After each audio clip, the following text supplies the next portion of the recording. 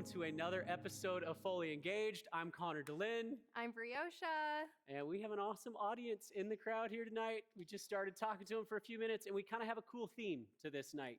Yes. Two couples, not necessarily on purpose, that it came together. Two couples that loss is very much a part of their story, something that we talk about a lot on this show, and two couples that are really have shown that joy and pain and grief and love, and it can exist at the same time.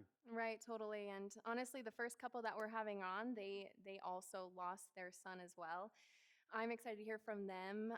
My loss with my own son is quite recent, within the last 3 years. And they lost their son about 10 years ago. Is that right? Yeah. So there's a lot that I can learn from them personally. And yeah, I feel like tonight's going to be a great night. Cool.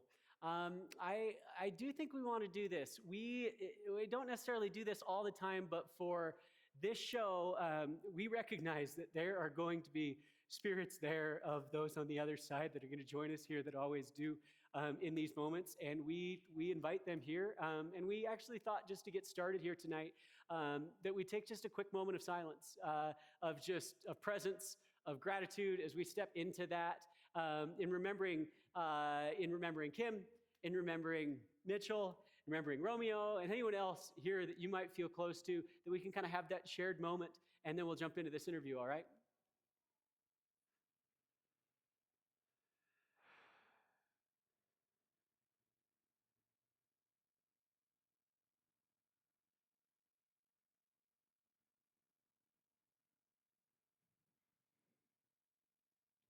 Thank you. Now, with that said, we invite them to be here with us, but the stars of the show are the two couples that we're going to have here tonight. And we want to hear what it means for them to be fully engaged. Our first couple is Chris and Natalie Jones. They went through the experience of their son, Mitchell, being diagnosed with muscular dystrophy, had about a 7-year battle with muscular dystrophy and passed, I think it was 12 years ago. Is that right? 2011 years ago. Okay, I knew it was in that range. And they not only shared that story along the way of resilience, of hope, of positivity, of smiling through it all, but also have had the opportunity to turn that into a cause, turn that into a foundation, turn that into opportunity to take platforms all over the world and be able to share his story and theirs. We're so excited to have them on. And I'm curious, out of everyone here, go ahead and raise your hand if you're already familiar with their story. Okay, cool. So a lot of people followed Mitchell's journey. That's what we can say, right? Okay, well, without further ado, come on up on the stage. How are we doing, you two? Doing great. Good. Good. You ever done anything like this before? Ever. It's kind of funny. We did the first show like this, and we thought that we were making up something completely new. And then we finished, and someone was like, "Oh, that's a talk show." We're like, "I guess it's done. I guess you just typically only see it in New York and LA." But it's a talk show in Lehigh, Utah. Yes. Yeah. First time live audience right here in Lehigh, right? Love it. Thanks for being here. Glad to be here. you. Thanks for the Thank you. invite. And you're from Utah. You live here close, right? We live in Harriman. Okay. I'm from Utah, from Farmington, Utah specifically, and he's from Canada. Cool. What part Yeah. of Canada? Vancouver. All right. Do you still say sorry a lot? Sorry. All right. Well, we always like to start with this question. How did the two of you meet? All right, who's going to answer? I guess I'll go first. We met in college about 28 years ago, I think. Yeah, 28. And I thought he was a player. I wasn't interested. And so for about a year, we just we knew of each other, but we didn't quite engage. And then when we started dating, we just really talked a lot. We had a short little dating section of life, and I feel like we got to know each other just by talking. We just talked every time we could, every time we got together. It was really easy for you guys to have things in Yes. common or talk over things. Yes. Was there something different about him when you first met him, or Well, that you're like, okay, he's different? he was when I first saw him, I was like, had this experience where I was like, oh my gosh, like I'm going to marry him. But I was like, that's so weird After to you- say. After you got over him being a player. Well, I mean, Wait, first I time thought you met him, that. you knew that? Well, I had this initial thought, but I put it away. I put it away because I was like, that's so weird to think. What did he look like then? I mean, now we see the Oh my beard, gosh. we see the ponytail. Was it then too? No. She says I look like retired Santa right now. Kind of Hawaiian Santa. Yeah, there you go. Yeah. No, he had a different look, different vibe. Yeah. Yeah. I'm fully trying to get over this look. Trying to.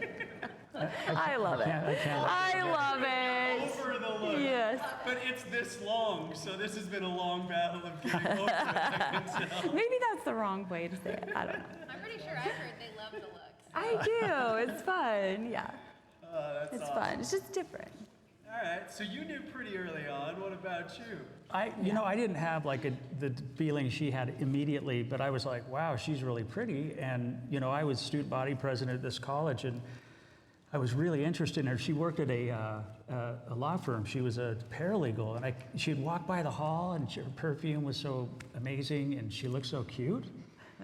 And I'd tell my buddies, I'm like, dude, I got to ask her out. And then, she was total cat and mouse game for a while. And That's a thing, by the way. Cat and mouse is totally a thing. it is. And, it actually made me more interested in her because she was hard to catch. Yes. And The story of my 15 years of bachelorhood.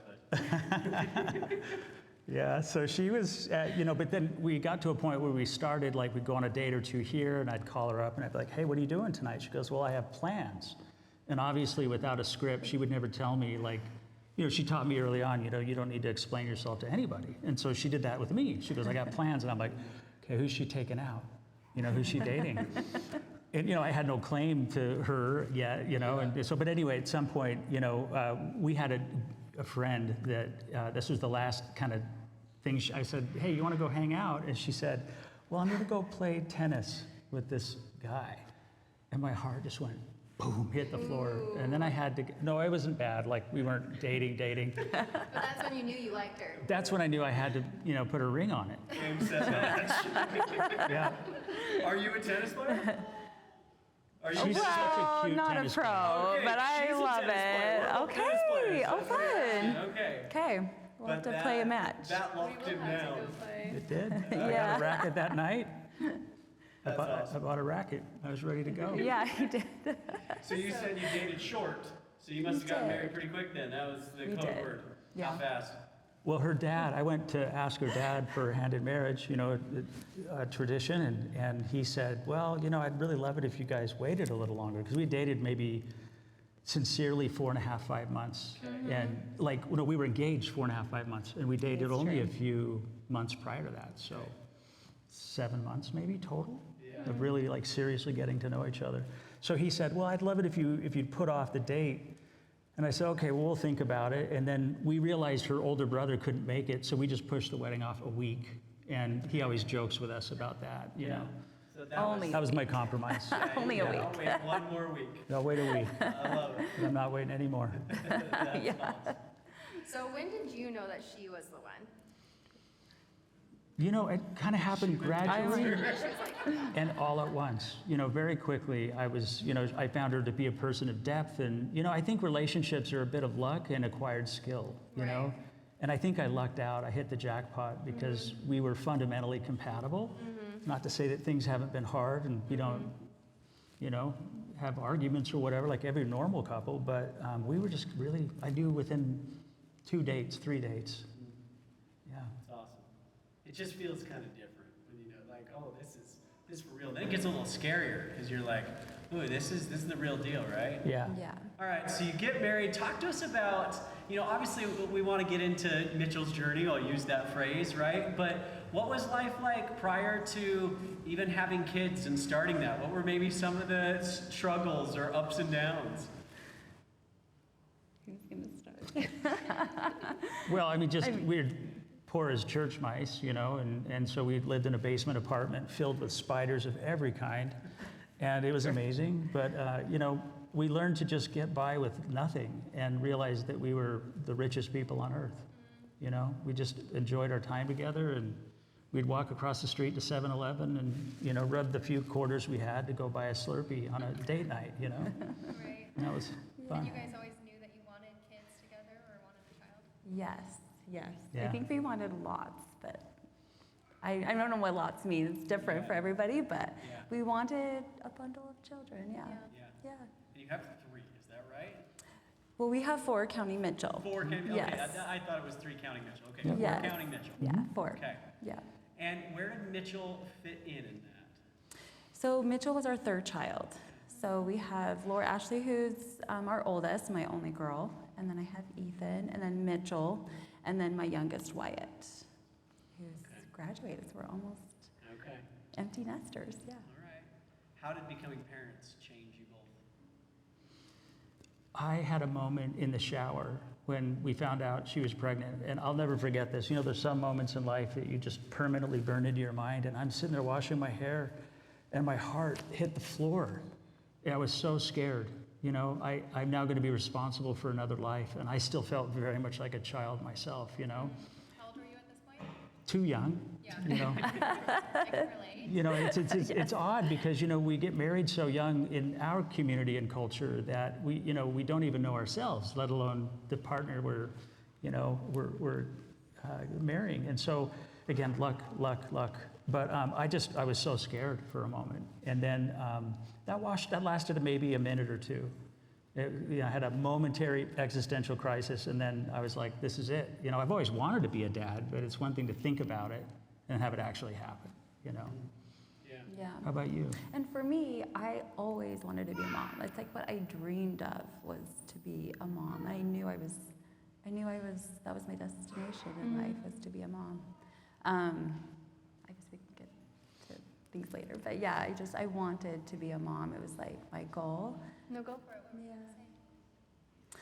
I mean, it kind of goes into our next part of let's go there. the journey of our story, but it definitely wasn't it wasn't what I thought it would be, right? It's a lot harder. Yeah. So, you know, we got married and then we had kids right away. So I feel like we kind of molded together into what our life is now, you know? And yeah. How is it harder? I'm curious. How? I mean, I think I know the answer, but like, you want that your whole life, and then you're that maybe different than you expect. In what way? Definitely different than what you expect. You kind of you have this kind of Pollyanna view of like what motherhood could be sometimes, you know. Your things just aren't always perfect, right? And you know, at first, you know, it's just you have a baby, you're up all night, you're up all day trying to just figure out motherhood, and you know, trying to just give this little soul the best life. And sometimes you're like, should I have done this? Should I have not done this? You know, but I've learned that there's no, you know, right or wrong. I guess there is a wrong way, but you just kind of navigate it authentically, and every child needs something different. Totally. Yeah. Totally. Have any of you ever seen Wild Robot? That's a new movie out on Disney. I watched Wild Robot and I was just crying. The way that they described motherhood from this robot's perspective. I don't know if anybody else has seen it, but I came home and she's like, I gotta tell you the whole script of Wild Robot. I got a 15-minute breakdown of the show. no, it's really good. You know, being a mother, I think it's something that you don't know until you're in it. And there's no playbook. There's no description on this is what you do. And it's like you're responsible for these teeny humans and their lives. And then you have a picture of what their life is going to look like. And then life actually gets in the way of it. Yeah. So Mitchell, he was 3 years old when you found out that, what was it that he had? Muscular dystrophy. Yes. Yeah. So he had Duchenne muscular dystrophy, which is, I mean, there's multiple different kinds of muscular dystrophy, but this one is primarily in males and in the sons, and the mother passes it on to her son. Oh. So, but we learned that's generally the pathway, but We learned that I was not a carrier at the time, but I'm not a carrier, but y'all have these mutated genes that we could potentially pass on to our children. But he was diagnosed at 3, and I was also pregnant at the time. Oh my gosh, I didn't even know that. Yeah, just barely pregnant. So that kind of threw me off, knowing that you pass it on to your son. And so that kind of, I was dealing with a diagnosis, and I was also dealing with a pregnancy that could potentially be a boy and a son, so that I could have another son that could have this. So. And what do they, I mean, so to go medical for a minute, Yes. so you get that diagnosis, what do they tell you? What does that mean? You know, the doctors, of course, are going to give you the negative side of things, and you're going to battle the hope, right? Like, what was those conversations like? You know, I was heading to a business meeting at the time. I was just a young entrepreneur that barely knew where the ground was, you know, just sorting things out. And she said, hey, the doctor wants you to come in. She went to take Mitchell in for a checkup. Natalie's older sister was a pediatric physical therapist and was starting to detect little breadcrumbs that he looked normal, but things were, if you didn't have the eyes to see them, you wouldn't notice them until he was a little older. So I said, well, hey, why don't you just patch me in and I'll just listen in and I can hear it. They said, no, you need to be here. And I sensed immediately something was up. So I run over to one of those electronic stores like Radio Shack, and I grabbed a little recorder thinking this is important. I don't know what's going on. And so I went in and I recorded the meeting and with the doctor's permission. And she said, your son has muscular dystrophy. And she started to tell us what that meant. And I kept asking her, what? I had to ask her 3 times to describe it because we were so overwhelmed. And, you know, ostensibly it's, you know, your son has a muscle wasting disease. It's catastrophic. There's no escape. Oh my gosh. And he will die from it. And they typically die, you know, in their mid-20s. And the journey to that end is really tough. And we'll talk about that. But, you know, that was overwhelming. You know, we were used to, our medical care for our kids was Band-Aids and Neosporin and chicken nuggets, you know. You know, and that's what made our kids feel better. But now we were thrust into a medical program that was, you know, black belt stuff. Yeah. And it was tough. I think that's interesting, your intuition to get a recorder, right? Yeah. I mean, really good intuition, because you get in those types of, you know, appointments, or all of a sudden you're getting that sort of diagnosis, your brain goes away, and all of a sudden now not only are you dealing with the emotional news of it, but then the very practical, what does this mean? What's the game plan? What do we do next, right? Yeah. And often there isn't a whole lot of buffer time in between those two. Yeah. Yeah, and you know, it was weird because Mitchell was, he was young enough. Usually they don't detect muscular dystrophy of this kind until they're a bit older, when they start to stumble and fall a lot. And usually they're about 7, 8 years old before it manifests. So he's only 3 at the time, looked like a normal kid. And one of the hard parts for us is that I remember family members, really close family, we love them, but they're like, oh, everything's fine, you know. Look at him, he's great. And we're like, oh my gosh, you know, like we're tied to a train track now and we can see the train coming. And we're not like being fatalists, but we're being realists, you know? Yeah. And, you know, we began to struggle with the kind of tension of grief, anticipatory grief, that other people weren't ready to meet us there because everything looked okay. Wow. And in our hearts, we're like, you know, already imagining what was gonna come. Wow. So as Mitch got older, what did that look like for you to describe to him what was going on, or what he had, or what his life would look like? Well, Mitchell, his cute little personality, he's just a cute little, he worries a lot, he plans, he thinks a lot. So we didn't talk to him so much about it because we just wanted him to enjoy life. To the fullest. We want him to be a kid. We don't want him to worry about these things that could come and will come. And so it was almost hard to look at him. He looked so normal, and we're like, he is gonna have this life that the doctors had explained to us. But we progressively explained to him what was happening. He knew he had a muscle wasting disease, but we didn't, I mean, you don't talk to a 6-year-old about what's gonna happen when they're 23, you know? So we we measured how we shared information, you know. And you didn't think that any of the symptoms would come until he was about 13, right? Is that what you said? Well, you know, they'll start stumbling and having a hard time walking by the age of 7, 8, and it's all Okay. different with children, but within a range, you know, they'll by the time they're in their teens, they typically can't lift their hands to feed themselves, and late teens, they can be on, you know, trachs to help them breathe and stuff, so it gets tough. You used the word anticipatory grief. Yes. Did you make that? I'm guessing you didn't make that up. That's a thing. It is. Tell me, like, how do you deal with that, right? In comparison, like, her grief is sudden. In a moment, everything's fine, and your whole world's flipped in one moment, right? And the flip side of now years of just this impending doom, right? And especially not even being able to share it, not seeing it's wrong. Like, how did you wrestle with that? Yeah. Yeah, it was hard. It was hard for me. It was hard. You know, there's the stages of grief, and I feel like part of that was dealing with that grief, you know, just those stages of grief. But I'm grateful for it because it really helped me to deal with the feelings that I was feeling, but also accept what was going to happen. But yeah, go ahead. Yeah, I think that, you know, what I saw Natalie is she would anticipate the next milestone, and the milestones are never good. You know, it's always less. And so when you're anticipating that, you're beginning to go through that grief cycle again.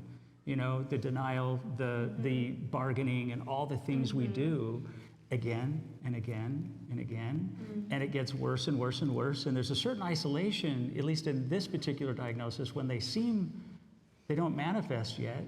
You know, it's hard. You feel extra alone because people won't meet you where you're hurting, and they just deny it. You know, like, hey, you're gonna be fine, slap on the back, and we're falling apart on the inside. But Oh my gosh. yeah. What was your thought process in how public you wanted to be with it, right? Because you could have just said, we're not going to tell us all, and they won't know, they won't notice until maybe later on, right? Like, what was that thought?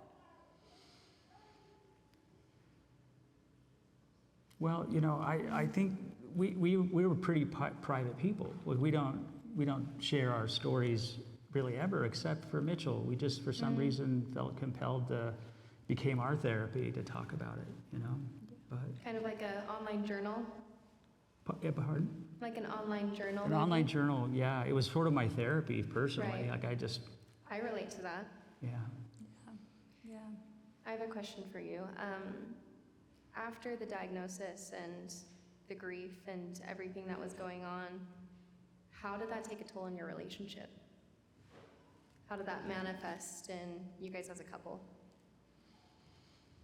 I think it personally drew us closer, you know, because we had a common challenge. It got us to rally around that. And how do we help our son live the best life we can? And, Right. you know, we didn't focus on the negative. We really tried to just help Mitchell live the best life he could and feel as empowered as we could possibly make him. And, you know, in addition to that, we were also very cognizant of our other children, because a lot of times a kid with a serious or complex medical issue, the other kids become orphans, you know? And we didn't want our other children to feel orphaned. So, Yeah. How did you talk to them about it, and how did they handle that?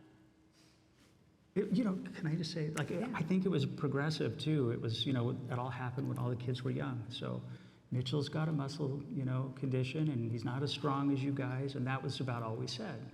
And then as it got older and the kids became more mature and capable of holding more complex realities, they began to learn more. Oh, Kind of teaching them compassion, but also being there for Mitch. You guys Right. are a blessing and an angel to Mitchell. And so I think that, you know, and feeding them information to their age level, right? And same with Mitchell, just feeding them information where they can grasp the information. Yeah. Let's talk about his character for a minute. Yeah. Like, you share this a lot, and I think that's what was so endearing for so many people, especially what you shared, of just the light and the happiness and the positivity and smiling in the MRI, like you said, kind of mentality, right? Like, first off, let's talk a little bit about him and then the effect he had on others. How would you describe Well, it? And you know what, Hunter, give me some napkins over here too. I realize we typically have a A box box of of- Kleenex. Like, what are we doing without Yeah. a box of Kleenexes Yes. with our interviews tonight? But they're coming. Okay. Go ahead.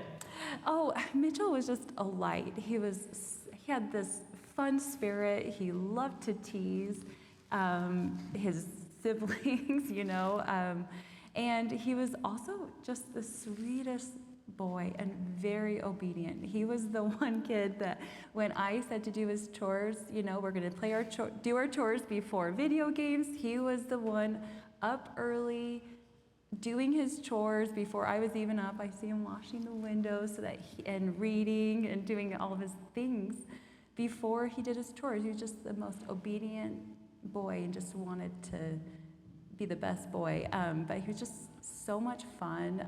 We bring some Thank paper you. towels. Sorry, I guess it works. So We're God, not where fancy is enough. it? It's- Where is it? it's all- It's too hard. It's there. It'll work. We always gave Mitch the nickname Yes. Mitch the manager because Yes. he was on top of everything. Like he knew when things needed to be done, whether they were our job or his. Yeah. Oh. Saturday mornings were especially fun because like all the older kids would be like lollygagging all day, not do their chores until like 4 in the afternoon, and so they couldn't play video games or do anything cool. But Mitch, by 7 a.m., he had done everything, and he's playing, and they thought it was an injustice. And we're like, Mitch the manager's he's the CEO now, Yeah. So was he a mama's boy or a daddy's boy? Definitely. I feel like he was a daddy's boy. Really? He could not go to bed until Chris tucked him in. Oh. Yeah, it was one of the sweetest little things in life. Can I just amend Yes. that though? I was the appendage. Like, you were the most important person in his life. You were. That's for real. Tell us as he started to get more and more, sick isn't the right word, but as he started to struggle more and more, right? How did that then start to affect you, knowing that anticipatory grief and the impending doom was feeling like it was coming sooner than you might have expected? It was interesting. We had, the year before he passed away, we went in for a routine echocardiogram just to figure out, the heart is a muscle too. It's typically one of the later muscles affected. And we thought nothing of it. We just a routine visit. And then the doctor comes in, he says, the results this time are significantly worse than last. And profoundly so. They wanted to immediately put him on drugs. And he was how old at this point? 9. Oh, okay. Yeah, so so they put him on medicine to try to slow the progression. Nothing worked. And so prior to that moment, he was not only doing well, he was doing better than the other kids he knew that had DMD. Oh, okay. And so in a way, we were playing a mind game with ourselves. We're like, well, maybe the doctors got this diagnosis wrong. Because this kid, he is weaker than other kids, but he's doing so much better. Maybe he's got some other version of it, And so within that year, that's when we had to really accelerate anticipatory grief. It was some distance off in the future, and now all of a sudden it's at our door. Right. And then how did you explain this to him at this point then? I think we just said, Mitch, your heart needs some help. And, again, he was such a worrier, and you don't throw those burdens on a young child, Right. at least for us. Right. We wanted him to be a little boy as long as he could And be. you were thinking he had a lot longer too. Yeah, we did. So, yeah, we just put him on the meds, and then by, it was in the spring, and then by the fall, by October, we had petitioned to get him a heart transplant, and that got denied. And then, by January, we went and got an MRI and realized that his heart ejection fraction, which is a function of the heart pushing blood through the body, was at 4%. And you go on hospice at, I think, around 30. Wow. And so, he was hanging by a thread Yeah. It just turned fast. really fast, Fast. yeah. How, before we move into after his passing, how do you feel like you two changed or lived differently during those 7 years? Did it affect your life in all areas of life, and how? It definitely affected us because everything really revolved around him and Yeah. saving his energy, and really caring for him. Everything we did was just thinking about Mitchell and what did he need. You know, I was there, you know, dropping him off. He had this anxiety of just, you know, am I going to be taken care of? So I'd make sure he would with his aide and making sure I get him from his aide every day.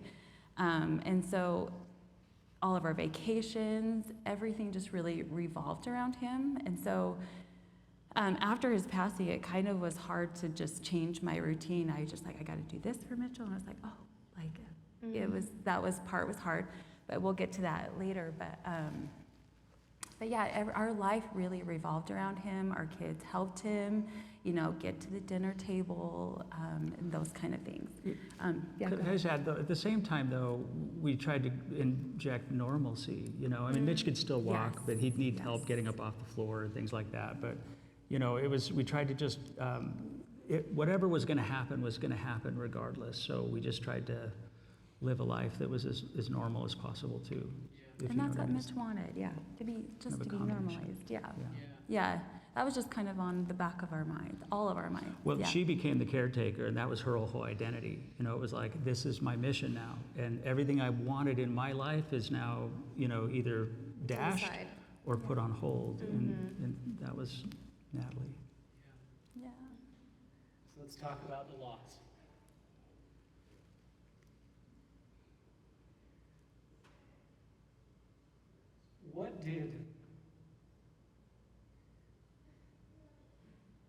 How did you feel that missing piece in your life immediately? Like, what was that change in your family's dynamic when he wasn't there anymore, and the whole purpose of your life for years gone? Right. Well, first of all, just motherhood, when we talk about motherhood, because that was what I wanted to be, was a mother. And, you know, the second Mitch passed away, my immediate thought was, it was an honor to be your mom. And so, with that in mind, I had to bring motherhood and still be a mom to my 3 other kids. And so, and Mitchell loved his other siblings. And so, my focus was to bring honor to Mitchell, to be the best, still be there for my other kids amongst my own grief.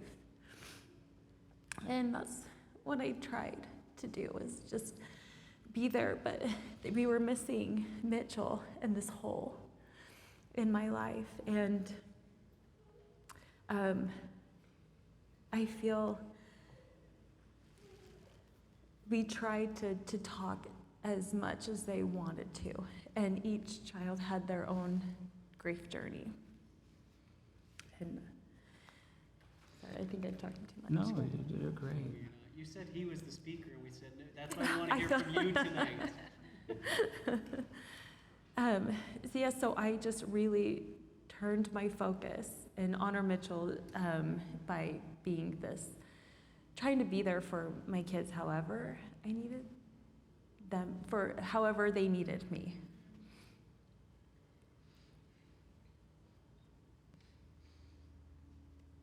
First of all, thank you for sharing. You know, as a woman, and especially as a mother, I feel like we're so self-sacrificing for our kids.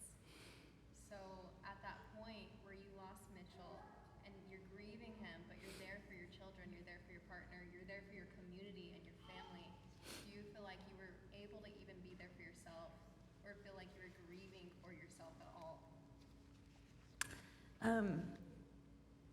I think that's a good point, because I did turn my focus on them and just losing myself, I guess, in a way.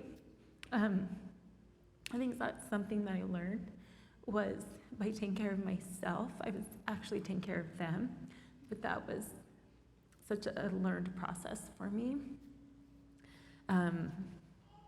You know, I learned that self-care that looked like to me was going on walks and journaling and really honoring my feelings. Whatever feelings that came up, I was trying to honor them, which can come out of the blue. Like, you're driving and you're crying and you have to pull over because you can't see, and just taking that moment of honoring what you're feeling allows you to let them pass and not let it fester inside, and not being the person that you want to be and need to be. Right. I love that. That Is little that- line you said right there of honoring that, because it's those moments pop up and it's really easy to skip past them, right? We have an interesting dynamic, and we talked about this before, right? We met when she was always in grief, right? That's always there. And I adopted grief as a little boy I didn't know, right? And I think for me, it's hard to realize sometimes just how primary that is on her mind and heart, right? And there are moments where it doesn't matter what else is going on, I can just tell with the look in her face, it's like, oh, nothing else matters right now, right? Like, okay, and feeling those moments and not being afraid to sit in those times. And I think that's what I've learned most about grief in watching it and in participating with it, right? Is it's unexpected often, right? Here, Over this one is- here, right? You want to say something? You're struggling with this interview, aren't you? I know, she's the most quiet. I've seen her in an interview on this stage before, and I can tell it's hard. So what you said about immediately caring for your family and your kids, you know, I relate to that a lot. Is my mic working? Yeah, I just feel like your mic has struggled Can you all guys night hear for me? some reason. Not really. She's like, no. Is she on, Hunter? Go ahead. Hello. I just don't get why your mic is popping all the way Oh, there. I can just talk very loud. I can do that. Okay, go ahead. Anyways, Here we go. Turn that puppy on. Mic check. Oh, you needed that. Is that better? Can you guys hear me? So much Way better. Okay. I should be the one without a mic if this is the case on the stage. This is cool. Basically, I was saying that I relate to you a lot in losing your child, and you have these other children that you're taking care of and feeling like you need to be there for them. And for me, in my own case, I lost my son unexpectedly.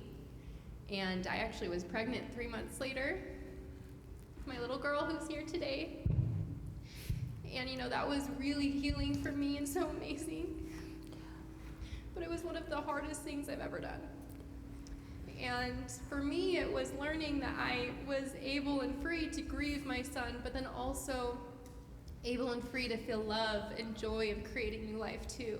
And she is such a beautiful reminder of that for me every single day. She looks so much like him. She reminds me so much of him, especially right now. She's 2 years old. Sorry, I don't want to steal this from you guys. It's beautiful. But yeah, your story is really hitting home for me. So thank you for sharing. Thank you. I think that's something beautiful too. You know, when we find that we're not alone in our suffering, that there's a healing balm in that when we can identify with each other's stories. So Yes, there's a community, and there's so many other people out there who are going through child loss, and that's a reality for them. Yeah. You started sharing your story and connected to that community and have stayed connected for that community for over a decade.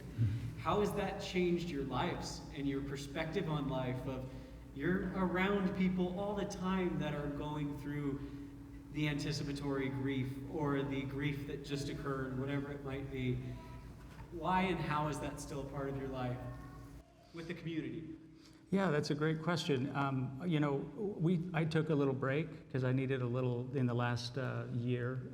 I've been doing my own personal work in my own healing, but I'm back. I'm writing and I'm engaged in my community, and it's interesting because there's a heavenly paradox that when you want to help yourself, you help other people, and just forget yourself and get to work helping others. And when you can help other people find a measure of healing, you heal too.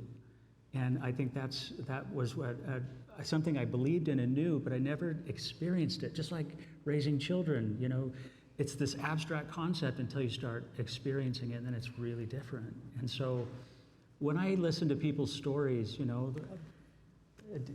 new friend of mine that came who's experienced a loss in recent weeks, and my heart breaks for her. And I feel like if we can sit with each other and hold that space, that reverent space for the hurt of other people, so much healing can happen, And it's really rewarding to see people find peace and healing. For sure. And to talk about them, right? To pay tribute to them. I mean, that's something she faces a lot of, not necessarily knowing what to say or to say anything at all. And am I supposed to bring it up? And you want to remember them. You want to have them a part of you. So, now he's been gone from a physical standpoint for a long time. How is he still active in your life? Well, one thing for me, and with our family and our extended family, is that we honor him in every year, and we honor him every day, just us together. But in how we do that is, he's funny. Like, he said the funniest things. Do you remember when he said this? Do you remember that he did this? And then, we have like his favorite food and have a picnic at the cemetery, and just remembering him. And then also, like looking for things and I don't, maybe not things, but I see him every day. It's like I'm having a conversation with him, or,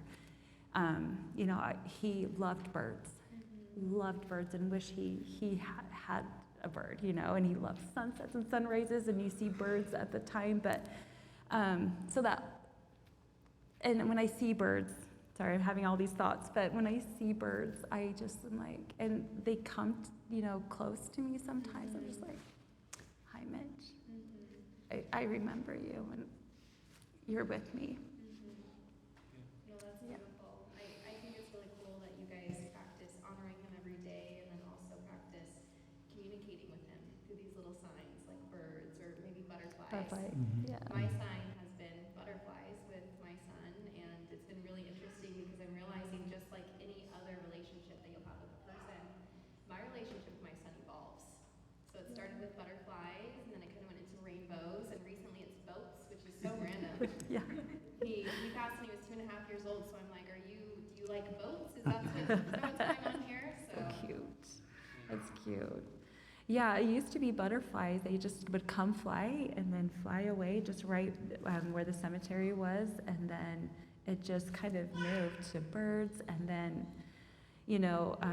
there was one day, if I could just share, but there was one day, and it was on his birthday, and I was running around like so much just with the other kids, and I was like, I have to go see Mitch. I'm going to do it here. I'm going to do it then, and it just never came. And then I was like, okay, I'm going to go see him. And it was the end of the day, and there was this most beautiful sunset, and I was like, this was exactly the time when I was supposed to come, to remember him, remember the sunset, and I see him everywhere, everywhere. Mm-hmm. It's crazy how close they are, right? Yeah. Chris, question for you. Grief isn't something you check the box on. I think people sometimes think of that like, oh, you're going through grief. Oh, okay, and then you graduated from grief, and now you're moving on, right? And so especially in the community, and as you speak and as you share, what would you say to people who have a very close loss like your own, 10 years out, 20 years out, 30 years out, of how to navigate that and still how to keep that a part of your life? Oh, wow, so many things to say, but I'll try to say this succinctly. I think that, grief when in the loss of a loved one, whether it's a child or a spouse or a parent, they all come and hit us in different ways, but grief is a chronic condition that will live with us the rest of our lives. And I think it's important to tend to the wound, to clean it, to dress it, and we do that by looking at it and taking out the dirt and the pebbles, or however you want to metaphorically look at the things that are keeping it infected. And you do that by conversations with people to just say, remember this, and I'm hurting right now. Can we just talk about this for a second? There's almost, we pathologize grief if we're not familiar with it. We think, they died, 5 years ago, get over it, like life moves on. And that's one of the most insensitive things anyone can ever say to somebody that suffers the loss of a loved one. And, I would ask them, at what point will you stop loving your child? You don't, and as long as love lasts, grief will last. And that is what it is. I've heard this term before that's stuck with me, and this person, they said, your grief is always there, and it never gets smaller. It never diminishes, but your life just continues to get bigger around it. Mm-hmm. And I was like, that's so true. Yeah. Because in my own experience of losing my son a few years ago, it's not getting easier. If anything, it's getting harder. Mm-hmm. I'm feeling things more. I'm less numb. Yeah. And I don't think that ever will go away. Yeah. I like to think of it too, is that the weight of grief will always be what it is, but our capacity to carry it, we get a little stronger. And it doesn't mean it's any lighter, but we're just able to carry it with us a little more. At least that's how I look at it as well. But We asked what the book's all about. You're holding the book up here with you. oh, Aww. it's my phone It's his case. phone. Oh, I thought we were gonna have this last question. Like, Let me read something. this. He was gonna open up Earl Nightingale. or He's been sitting on that question for like 10 minutes. I've been looking on the show. The book It is a here. pretty cool book. I thought he'd be like, this was Mitchell's book. And then, fine. All right, you brought your iPhone. All right, we can end with a little laugh. Well, hey, thank you so much for opening up and sharing and continuing to share, right? Your story and Mitchell's story will benefit people for years to come, and you'll keep telling that. So thank you. Thanks for the perspective you've given us here tonight in sharing this. Is there anything either of you'd like to say in closing? Well, thank you. Thank you for having us, and thank you for letting us share our journey. I feel like the more we share, the more, like Chris said, we can heal, we can help others heal through our story and hearing their stories too, and your story too. It's beautiful. I'd love to just make a comment too. Your backdrop is one of my favorite metaphors in life, and I'll just say one quick thing is when it comes to dealing with grief or any dark moment. There was a moment when my son passed. I awoken shortly after he had passed, and I got up and realized he had gone, and I went through this existential darkness. And I remember, and there's a point here, a point of peace and hope, that I'd never experienced more darkness in my entire life. Like when I was in the shower, washing my head, going, I'm gonna have a baby. I fast forward, now I'm with this reality, like I've lost a precious soul I was supposed to protect. At any rate, I was so dark, and I just allowed my eyes, my spiritual eyes, to adjust to the darkness. And all of a sudden, I began to discern little points of light, little events in my life that were little blessings, big and small. And that's why I love that backdrop. Wow. And when I did that, I felt like a journeyman with an ancient map looking at the heavens as though it were, a star chart.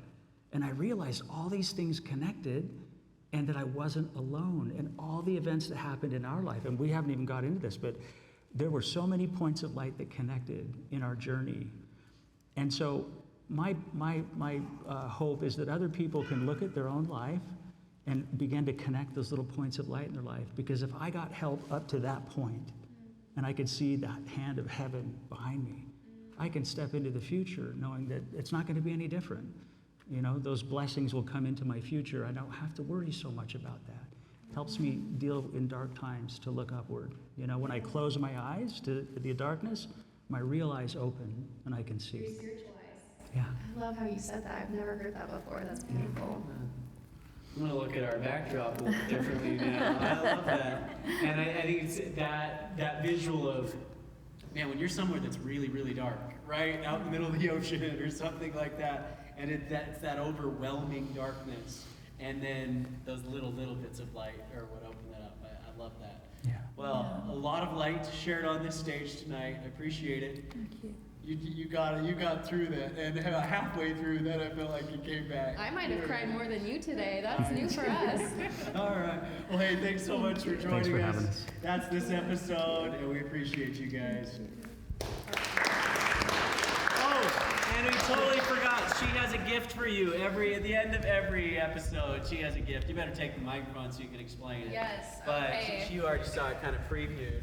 Yes, sorry guys, we're not done yet. So I started a jewelry company actually after losing my son. And I do remembrance pieces. I do permanent jewelry. I have my cute little booth right there if anybody wants a piece after this. But I also do remembrance pieces. So like I said, my symbol for Romeo was the butterfly. And my original piece that I am doing for my company is a butterfly necklace. So it was an honor to make your butterfly necklace, and I hope as you wear it, you remember that Mitchell is so close and the other side is closer than we can ever even comprehend. So thank you so much for being a guest on our show tonight. Thank you. Thank you. Thanks, guys.